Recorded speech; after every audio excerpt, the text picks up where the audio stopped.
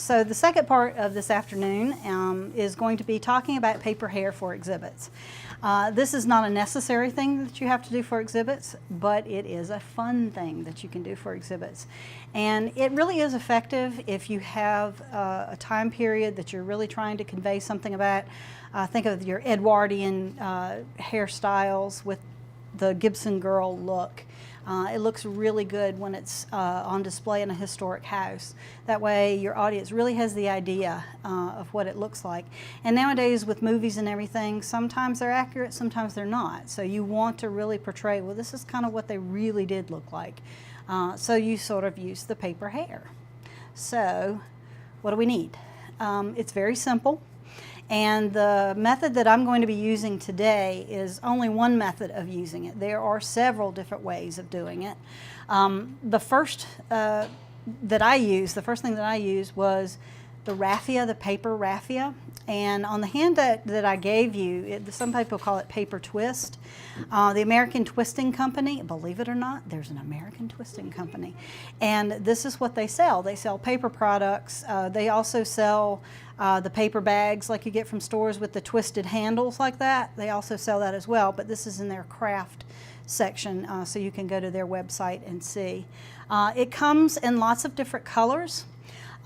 Since the paper is not acid-free, and that is a big deal, the paper is not acid-free, I like to use more neutral colors. I like to use the white, the ivory, the natural.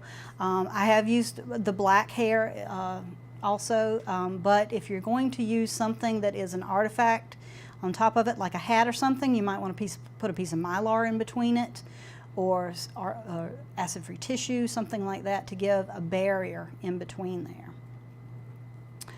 Your other materials that you're going to need are a pair of scissors. Just paper scissors will work fine. Some stainless steel pins, but if you're doing something more permanent, you can also use hot glue, and you can also use double stick tape as well.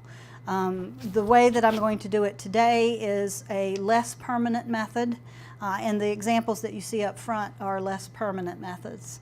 Also, if you want to curl your hair, the dowels like you use for doing the fa shape, you can also use that as well if you have a piece of acrylic, a wooden dowel, if you have aluminum from your mannequins there, you can use any of that. And I also use the small brass rods as well too. Pencils work great too.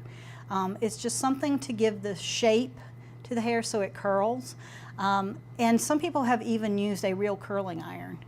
That will work as well too. And if you have a thin curling iron or a larger one that gives the fat curls, you can use that as well. Ethafoam heads work best with this particular method because the ethafoam you can pin into it if you are doing something with another mannequin. I know not many of us around here have access to very expensive mannequins like the Kyoto mannequins. That's where the double stick tape comes into play. Or also making the wig caps. Those of you who were in for the fa shape this morning, that's where the wig caps come in because you can actually glue or pin or double stick tape to that. And a little creativity. It's a little artistic for this. You just have a little bit of creativity. And you can come up with anything. It can be very traditional. It can be very avant-garde. Whatever is appropriate for your collection. So the first thing that you do is you need an image to look at. It's very helpful for me if I have a picture of what I'm trying to achieve. Several years ago we had an exhibit on jazz in North Carolina and music, and some of James Brown's bandmates were from North Carolina, some were from Kinston, and so we had on loan to us one of his jumpsuits. And I said, well, you can't have James Brown and not have the hair. I mean, really. So these were some of the images that I used, and I printed them out and I had them with me on the table as I was working. So the jumpsuit was circa about 1974. Well, his hairstyles changed a lot during his career. So I wanted to have something that was somewhere in between that most people would recognize. So this is what I came up with. And I remember coming through the lobby when we were getting ready to install this, and there was this lady sitting there, and I said, "Do you know who this is?" She goes, "Of course, it's James Brown. Who else would it be?" So that made me feel like I was effective in conveying, aha, this is what I wanted people to see. It's not a true representation, it's more of an abstract representation, but you can get pretty close. I mean, I think that he's up here and he stays in my lab because the design guys, they want to take him from me and I won't let them have him. So I think it does convey exactly what I was looking for that time period. And you can see this is the jumpsuit that we had. He's a very petite man too. He was only like 5'2". Unfortunately, Janis Joplin could not be with us today. She's still on exhibit. The North Carolina Theater came to us about a month ago, a little longer, and they said, we are going to have a show on A Night with Janis Joplin. And we are actually getting in one of her outfits. And so they said, could you please help us? We have no case that would put it in. We have no mannequins. We have nothing. And they said, we will give you credit if you help us. So I said, well, okay, we'll do that. I have a mannequin. And so this particular outfit, if those of you who know about Western fashion, Nudie Cohen, who did Porter Wagner and all those fancy bedazzled suits, it's a Nudie suit. And she actually wore this in 1970 on the Dick Cavett show. And the only thing that we had was the vest and the little hip huggers. And I said, well, that's not going to look right. We have to do something. So what did? We improvised, and I just took some fabric from my stash in the lab, and I made some quick sleeves and just a piece of fabric in the front for the fake blouse. And I said, well, you know, just like James Brown, you can't have Janis Joplin and not have the hair, because that's what she's all about, is the hair. And so I took several images that I could find stills from that particular performance, and I used sort of the natural hair, and then I put it on there, and so she has the nice long hair. I sort of did my own too, because my hair goes down to my waist, and I kind of have that Janis Joplin look, so it's a little bit of reflection of me as well too. So it was really fun doing that. She will actually come back tomorrow, but she couldn't make an appearance today. These are some other ones that we have done. We did Gone with the Wind several years ago. We did Clark Gable. These were such iconic costumes that you had to have a look, because people would go, oh, I remember that in that scene in that movie. This particular head was the scene where he bursts through the bedroom when she said, I didn't want any more children, and he has a gray suit on and he kicks the door in. Well, that was the suit from that particular scene, and I said, well, he has to have that swagger about him. So what I did was I did the paper hair and, of course, the mustache. And I also, I didn't have a longer picture of it, I should put it in there, but I had one of his hands in his pocket to give him sort of swagger. So that helped a lot too. I was very careful since these were loaned items, we didn't want to, you know, ruffle the fabric or anything, so it was very carefully placed there. And as I was saying to someone earlier, for the hand, all I used was a glove, one of our cotton gloves that we have from our collection, and I stuffed it with fiberfill. So he had that swagger as he does in the picture. Several years ago, some of you may remember, we had a Starring North Carolina exhibit. This was also another exhibit that had a lot of iconic pieces in it, so we needed to show what some of those look like. Well, we had one loan item that was an Effie, and this particular Effie outfit from the Hunger Games had a fascinator with it, as you can see in the lower picture.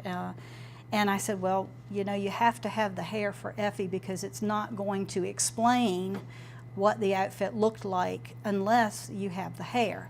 And it will also be a nice little place to put that fascinator as well too. So I put the hair right there around it and put it underneath it, and we put a barrier, and it worked great. This was this is one of the first times that I ever did paper hair. These were two quinceañera dresses that we had in an exhibit of Galvez photos several years ago, and we actually had images of the young ladies in their quinceañera. So we used those, the photos that we had, and she actually had earrings, one of them did, so that was kind of neat. And the other young lady, the second young lady, actually had her tiara and the flowers that she had in her hair, so we used that as well to give a complete look, and I think it looked really good.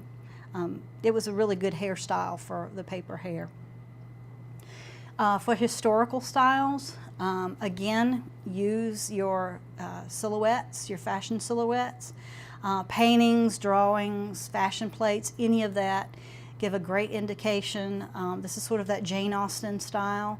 We have a very classical dress that is on exhibit in our museum, and so I did sort of the stylized Jane Austen. I added just a plain satin ribbon to give the illusion that it might have tiara or something in the hair. This is a little bit about what other museums have done. The Los Angeles County Museum of Art, as you can see here, a very late Victorian, early Edwardian style, 1830 style, which is the Apollo top knot. It's a really very strange hairstyle. And this is an exhibit that they did several years ago. Fashion Institute in New York. Now this is a little bit different of the paper hair. This is more a stiff paper, more like, I don't know how to explain it. It's not watercolor paper, but it's a stiffer, slick paper. This is where your double stick tape would come into play. In the book that I have up here, the Museum Mannequins book, that's how they explain doing it, was with this stiffer paper. Kent State University uses what I use, and that's the paper raffia. I like the raffia because it has texture to it and it looks like real hair.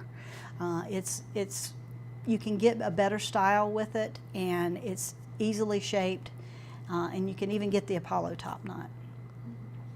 The Cincinnati Museum of Art is sort of who came up with this idea. Cynthia Amnius, many years ago in the 1990s, came up with this idea of doing this paper hair. She uses that slick paper as well too, but it does lend itself very well to especially Victorian and Edwardian hairstyles, and also late 1700s hairstyles as well too, sort of that bouffant look. And then of course here's your resources. I've given you a handout of that. That will show you where you can get some of this. The instructions for doing paper hair, there's lots of different ways of doing it, and so I've tried to put some of those different methods of doing it in there. There's some of these who are blogs from students and interns at different museums, and that will show you how to do that. Just have fun with it. I mean, you can come up with some crazy designs. This is the same designer. An airplane, really? So just have fun with it. If you want something really outrageous for an exhibit, go for it. Most of the time, most people do traditional, but if you're somewhere like the Met or a big museum and you have a very modern clothing exhibit, then go for it. So now for the demonstration part. We're going to try to make this easy so everybody can see me, hopefully. I've chosen a hairstyle that's sort of easy. So we can just do 100 years from ago in 1918. This is sort of a later Edwardian hairstyle. And the method that I'm going to demonstrate with is just doing the pinning of the paper into place, because that is just the easiest method. But again, you can also apply this to doing fa shape or doing with the double stick tape, the glue, any of that. For those who were not in here earlier, this is the fa shape hair. And this is made with the fa shape and steaming this, so that if you painted this a dark brown color or blonde or something else, and you had an outfit from the 1840s, it would look really, really nice. The sausage curls do really well with the fa shape. It makes a nice look. So I am going to attempt to do this look now. I feel a little bit like I'm a hairdresser now. So basically what I do is, first I untwist the paper, because that will take you several hours. It comes in a long hank, and you can see that it's twisted really, really tightly. And it does take a while to untwist it. So you're left with these long pieces. Most of the time I don't leave it this long, but I didn't know how much I was going to need last night, so I just left it. But you see, there's where it twists. You can sit and do this all day. My volunteer, Michelle here, definitely can tell you that. So I start with my longer pieces first, and I think about how hair is on the head. And You're not going to want to go too far down because this will attach somehow to your mannequin, whether it sits inside the mannequin or it will go in another form that will attach to something else. So I just want to go to the nape of the neck, right at the base. So with my wonderful stainless steel pins, I start from the middle and work my way up. So the ends of the paper I fold underneath because that gives a nice flat edge. And again, there's no right and no wrong way with this because it's all artistic license. I usually start with about 2 pins for the first layer.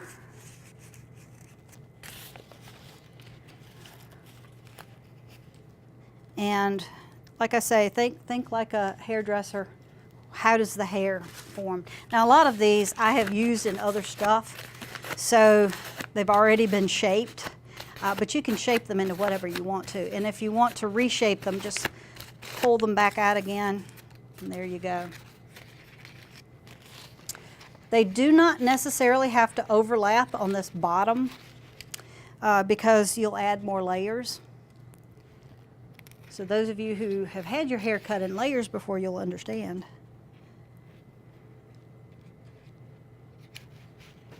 And think about if you don't have any ears or any other facial features on your face of your mannequin, think about where your ears would be and where your hairline would be, because you can get a little crazy with it, and next thing you know, you've got right over your eyebrows there. Yeah, you don't want to be cousin it. And I always do this at a height where I'm sitting at a table and it's comfortable. I have these wonderful little bases that we use in exhibit, and sometimes I will actually use shorter ones, but I wanted to make sure everybody could see me today, so that's why I've used the higher one. So the first thing I do is I want to get this base of hair all the way around. And hairstyles in the 19-teens were very fluffy and very goddess-like, I suppose. They had a lot of combs and fancy ornaments that they wore in their hair. And if you want to, you can actually add that in, sort of like any kind of ornament or a comb. And if you actually do have one that's in your collection that you want to use, you can kind of separate the hair and put it somewhere in between and secure it with either T-pins or covered pins that have the Teflon so that you can use it with the hair. All right, I got a blank space, so I'm going to start with the second layer.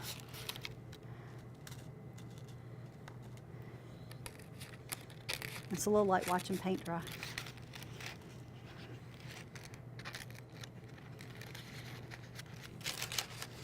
And see, that begins to cover it. So you can see that you don't have any bald spots there. And by the time you get through with it, you won't be able to see that anyway. I reuse my paper lots and lots and lots of times. I don't know if you can see it, but this one has plenty of holes in it. When you actually get it on exhibit, nobody's going to see those little tiny pinholes. They tend to disappear. Another thing that I do too is, especially with the darker paper, is that if it's going on exhibit and the pin heads are going to show, I will take a little bit of acrylic paint and just hit the acrylic paint on the pin heads to paint them whatever color. That way they don't show as much. All right, let's get one more on this side.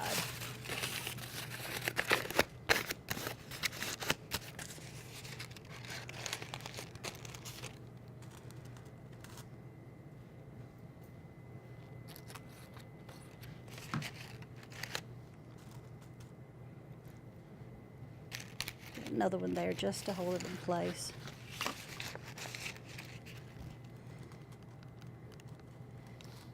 It doesn't matter if you don't get it quite even, because in the end it'll all even out. Nobody's hairstyle is perfect, and If it's not 100% perfect, that actually makes it look better. So we've got our base layer on.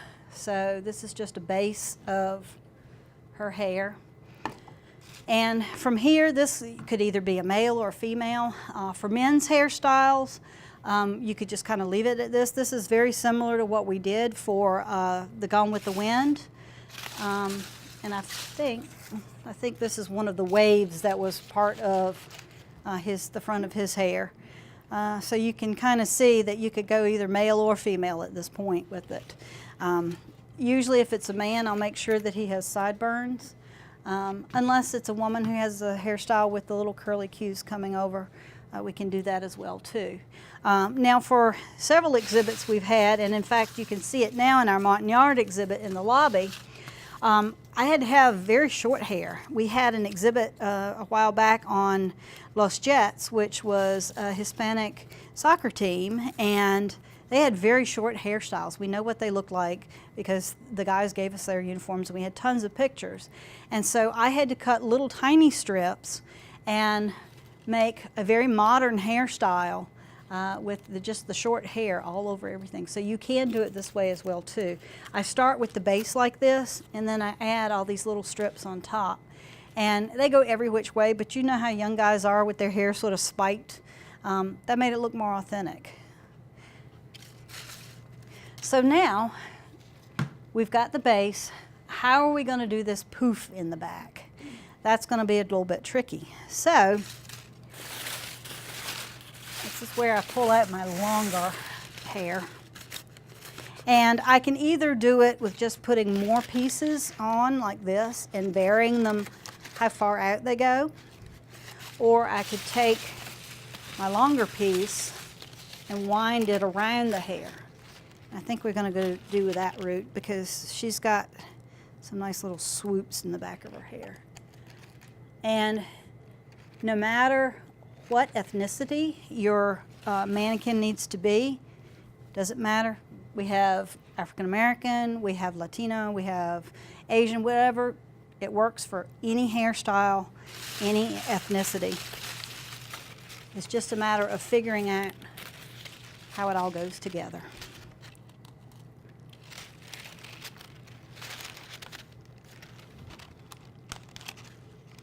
This is where a nice long piece comes in handy. And I'm not even really untwisting this a lot.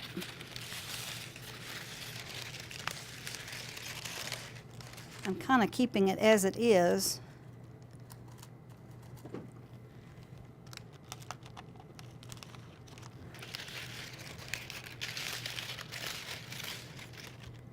And I'm just adding a few pins in between just so it doesn't go anywhere.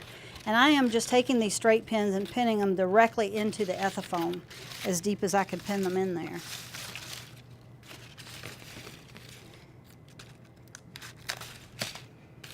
I'm glad I didn't cut that.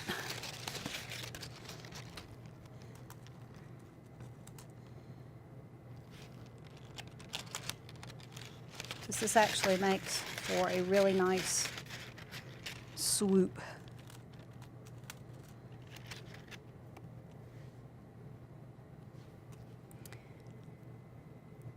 And I can just kind of pin that in there like that. So you keep adding to it, and as you can see, it's giving her a little bit more swoop to it.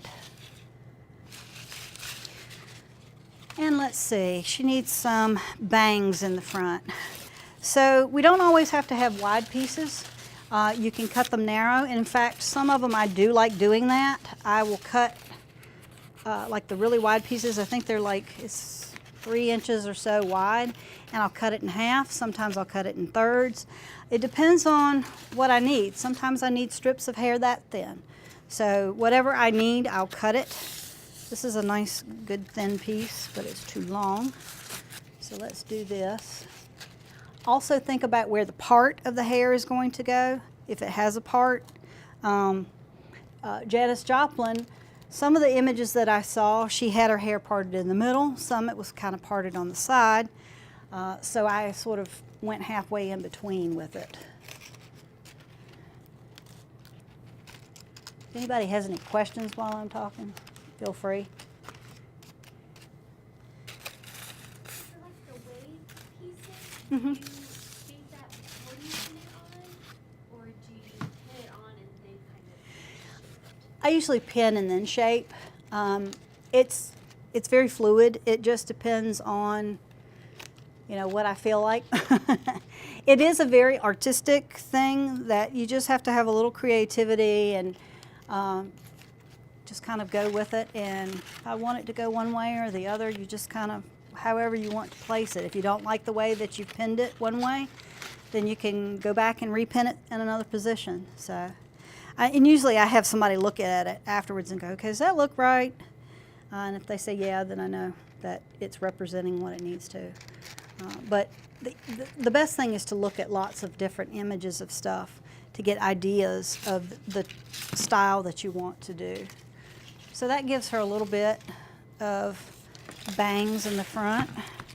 I think she needs one more piece over here.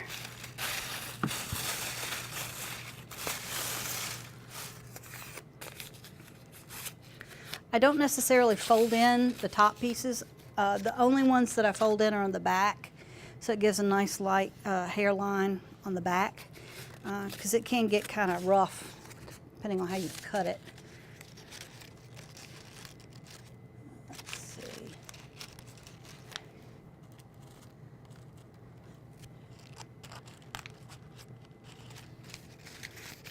And sometimes I will tuck pieces inside of other pieces if that's the look that I want.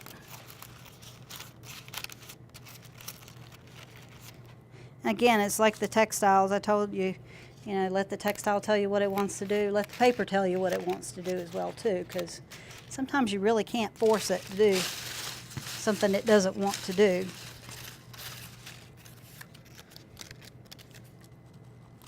And you can start adding in smaller pieces in between the bigger pieces. Just sort of stick them there in between. And you're just adding to the depth of the hair.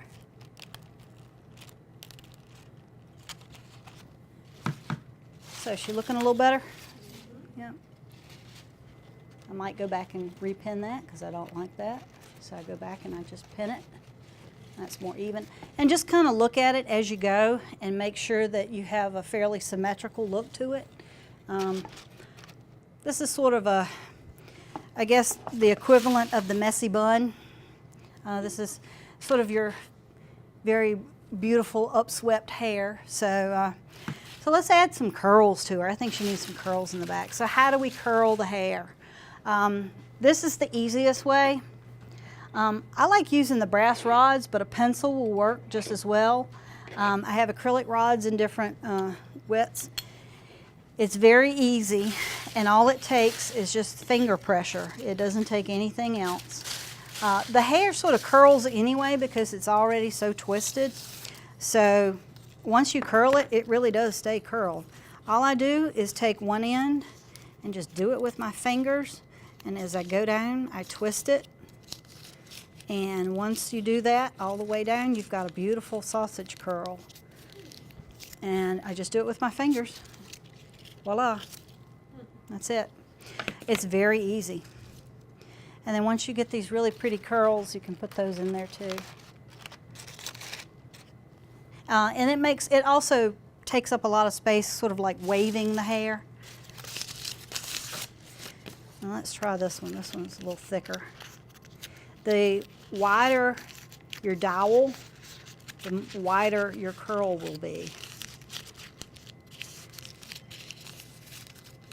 And that's why I try not to get them too big. If you were doing a design where you needed really, really big curls, you could use something like that, but these dowels are just nice enough. I mean, that's a good size curl.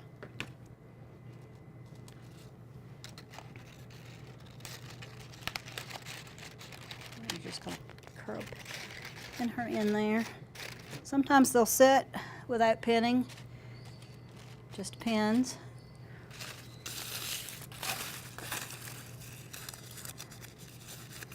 Put another couple in there. So you can see it really is very simple. And again, if you're going to do something more permanent, I would start with the wig cap like we were making earlier out of the Foss shape. What you want to do is put this on the form first, and then you could either pin into this, or if you want to make it permanent, glue or double stick tape. I would suggest hot glue with this, just like I did with the curls on here. And that's the way most people are doing them now, is attaching them to a wig base. That way that they can take them from exhibit to exhibit, especially if it's a hairstyle that they know they're going to be using again, so like an Edwardian or a Victorian, especially if you're in a historic house and that's what you have in your collection. You'll definitely be using it again. I would actually store it either on a piece of acid with acid-free tissue inside of it. You can store it on a head form if you have extra head forms. You can make a Foss shape form inside of it if you want to. It depends on how long the hair is. If the hair is really long, like in the case of Janis Joplin, I would have to store it on some kind of mat that would be this high so the paper wouldn't get messed up.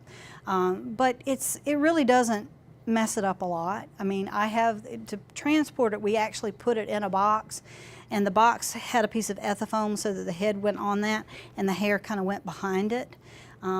So it really didn't mess it up too much. With that particular style, it was unusual because most of the time I'm curling hair. In that particular instance, I was straightening hair. And I thought, well, let's see, the hippies straightened their hair with an iron. Let me see what the steamer is going to do. So I took my steamer, like I would be using for Foss shape, and I literally straightened the hair. And I gave it a little bit of body by just finger curling it instead of curling it on the rods. And it gave that sort of straight, unkempt hippie hair look. So it worked out really well. Like I say, you could use the curling iron too. A curling iron would be really good for that. I have not used a curling iron, and I think if you could set it on a lower heat setting, it would work better, because you really don't need heat for this to set it.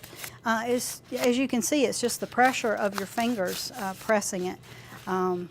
It doesn't take heat because it stays. It's amazing that it actually stays in place. And the more you press on the paper, the more it twists. So you've got less twist or more twist.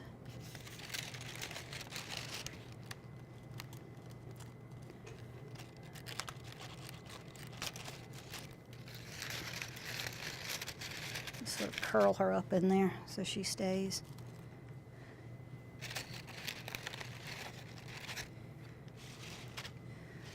So, is she looking like the picture a little bit? So, and if you wanted to, you could add a comb in there. You could add, sometimes they had a bandeau. If you wanted to add a little height on top, it's the same thing. We can go, I'm going to take this piece because it's already curled.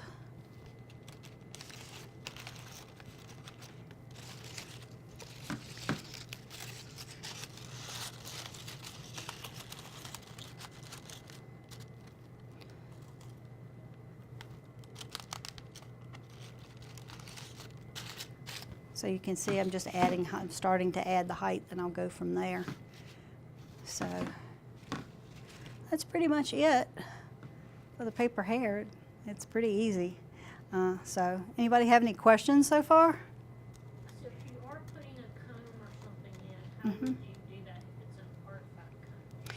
If it's an artifact comb, I would definitely have a space in between there, and I would probably, the part that you're not going to see that's in the hair, I would wrap it in acid-free tissue or something to kind of separate it, because especially if you're using a comb like from this time period, it's probably cellulose acetate French ivory, and so you don't want to get anything that might be staining on it.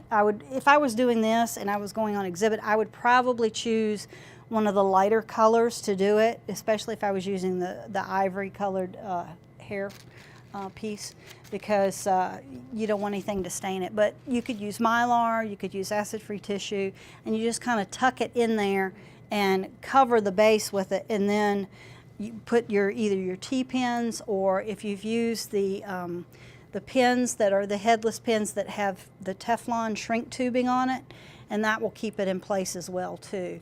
And you can put that around it, or either if the tines are strong enough, you could put it between them as well too. So So if you're using a foss shape mm-hmm. and you wanted to use some of the hair ornaments, Mm-hmm. how would that work? Would you need to cut your foss shape? I would cut the foss shape. Yeah, I would already, as you are doing the foss shape, I would cut it.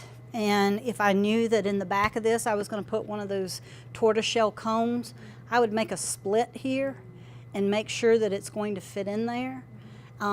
The neat thing about the foss shape is that I could actually use that tortoiseshell comb against the foss shape, and I don't need a barrier. I would put one, I'd probably put some acid-free tissue around it, or either some abaca tissue, just to protect the teeth of the comb, because if you're using an 1840s tortoiseshell comb, they're really fragile. But you could still do it on this, and as long as it's secured in place and it's not going anywhere, and I would make sure that it's not going to slip, you could get away with doing something like that. This was just an experiment, and I like the way this looks. Now, if you were going to paint the hair and spray paint the hair, now that's a different situation, and you're going to use a comb, then you would definitely have to put some kind of barrier, whether it be stockinette, or you could use mylar to separate it, something else that will, so that the comb will not touch it, especially with the paint. Of course, you only paint it on the exterior, but still, it's going to be that close contact with it, so you don't want it to damage it. So. Yeah, but I do like the foss shape hair. Like I said, this is the first time I've used it, and I kind of like it. But I like the paper hair too, because you can do so much with it. It's really versatile, and it does look very much like the picture, I think. So, and this is just quick doing it. So, but any other questions? Yes. Were you saying to use acrylic paint to paint the foss? Yes. The acrylic for the foss shape or for the paper? Okay. Basically what I use the acrylic paint for, I use the Liquitex, but you can use any of the acrylic paint. We know it's safe to use in your artifacts.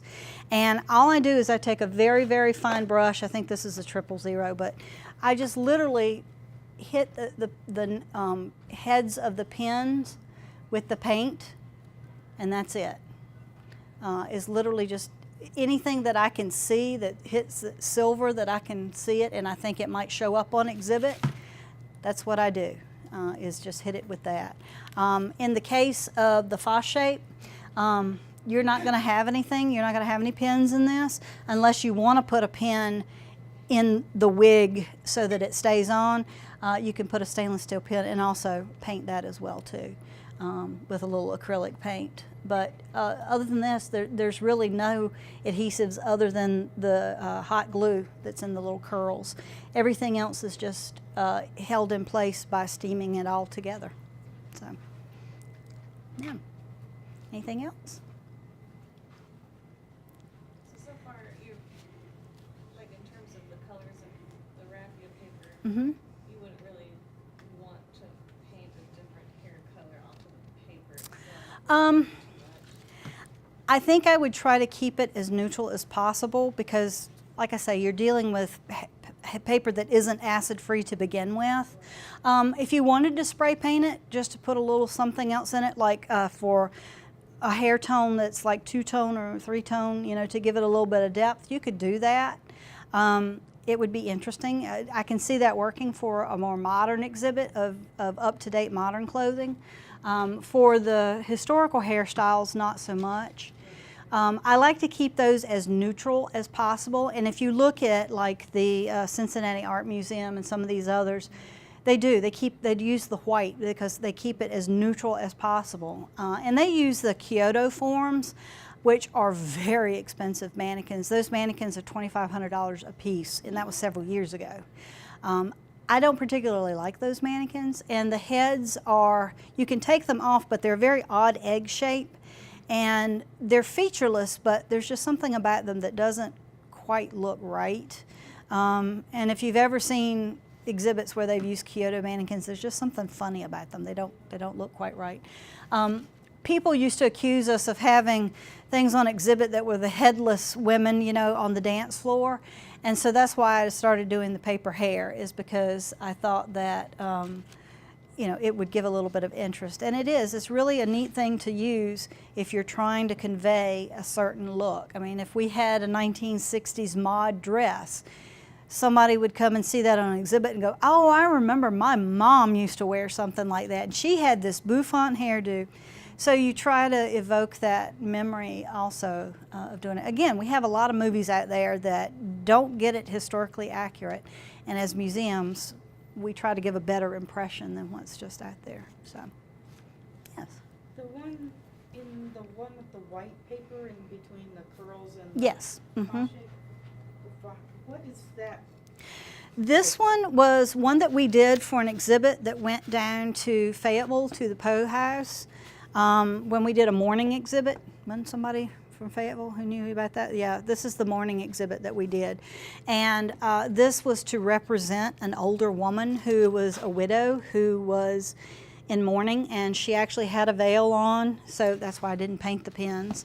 And she had acid-free tissue behind here as well too, but she had a mourning hat with a long veil on it, and we just sort of did a stylized 19-teens hairdo that would be very simple, that we knew that the hat was going to go on top of it, but we wanted on the sides to show that she probably was wearing it in a bun or something like that behind her head.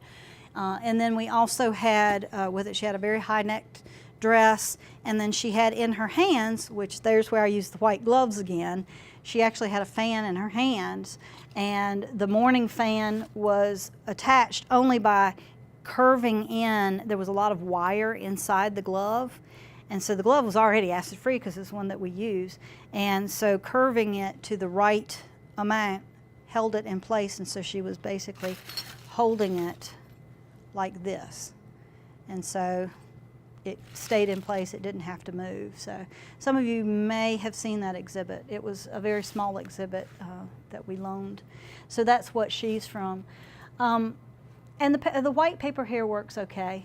And some people will actually use the white paper for many ethnicities. So it's just a very neutral. I like using something with a little bit of depth to it. So like the Montagnards, we had to display that so that people knew exactly what their clothing looked like. Well, I told the curator, I said, you do realize he's wearing a loincloth. That means I have to make more fabric to cover him. Those are soft sculpture mannequins, and so that they had heads already, and they had the articulated legs and hands and arms so that we could put them in different positions. They are child-sized mannequins, and I thought, well, I really need something a little taller than that because I don't believe that this group of people are that short. But after doing a lot of research and looking at the size, the height of the people next to American GIs and saying, well, actually they are about 4'8", 5 foot tall. So I was correct in that. I didn't have much leeway because the mannequins are either 4'9", 5 foot, or 5'7". There's nothing in between. So we either had to go with a shorter mannequin and make it larger, or cut down a larger mannequin, and that would be very difficult. But we did do the paper hair on that, and since it had the soft foam head, that was not ethafoam, it's actually foam, we could pin directly into that. And if you get a chance to see that exhibit in the lobby, you'll see that he has the shorter hair and that she has sort of the bun that's in the back as well too. So, and we wanted to represent that as well. And we did it in the darker hair color because we knew that the skin tone would actually match as well too. But most of the time in museum, I try to keep things very neutral, grays or whatever. When we did the Willie K exhibit, that's why we wanted to do invisible mannequins. We wanted to keep everything as very neutral as possible. So I wanted you to focus on the dress. So, anyone else have any other questions? Well, thank you guys for coming today. I appreciate it. This was just sort of quick, but I think it turned out pretty good.